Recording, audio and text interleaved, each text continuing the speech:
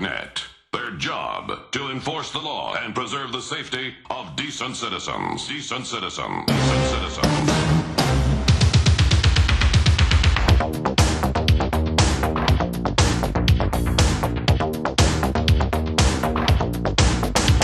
The story is true. The story is true. And in Phoenix, Arizona, prosecutors said Bishop Thomas O'Brien fought them for months over the release of church documents that they were seeking in their investigation of abusive priests.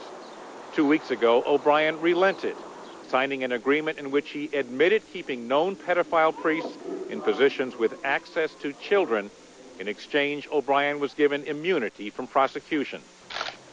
The dispute between Keating and Cardinal Mahoney was sparked by the Cardinal's refusal to provide the National Review Board with data on the number of priests accused of molesting children and the number of victims. Many Boston Catholics say that even with the ouster of Cardinal Bernard Law and its promise to be more accessible, the church remains as arrogant and secretive as ever. Despite pleas from sex abuse victims, Cardinal Bernard Law led Mass today at St. Peter's Basilica at the Vatican.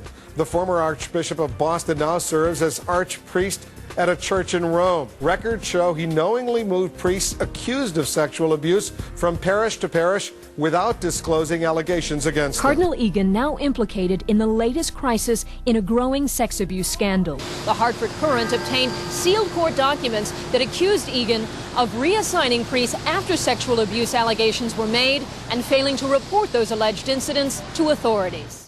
As part of his new job, he will be responsible for reviewing all sex abuse claims against the clergy, an issue familiar to Levada, whose archdiocese is facing dozens of abuse lawsuits. Members of the priest abuse victims group known as SNAP say Levada has shielded abusing priests. Daniel Walsh was appointed Bishop of California's Santa Rosa Diocese 6 years ago. In large part, his job was to restore trust in a church community rocked by sexual abuse. Church leaders and parishioners put their faith in Walsh because he had been outspoken about the church's zero-tolerance policy. But now, Walsh is the subject of an investigation that could lead to the first indictment of a U.S. Catholic bishop for failing to report an abusive priest. Walsh says that after the priest admitted molesting 3 boys, he did not notify authorities immediately.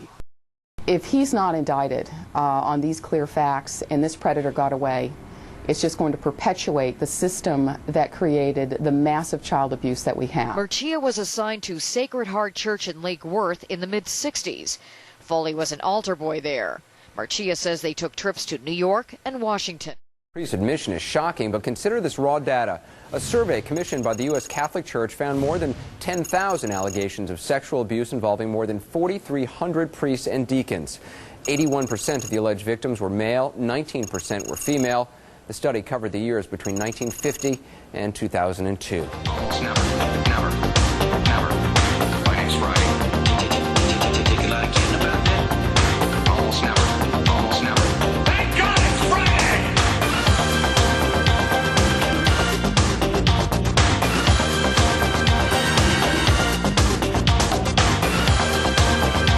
New reports that 7 Catholic priests formerly accused of child molestation have been living in an Oakland seminary. To so many people. We talk about it as if it's a crisis that has come and gone, but it's part of the Catholic culture. It's part of the culture of the priesthood.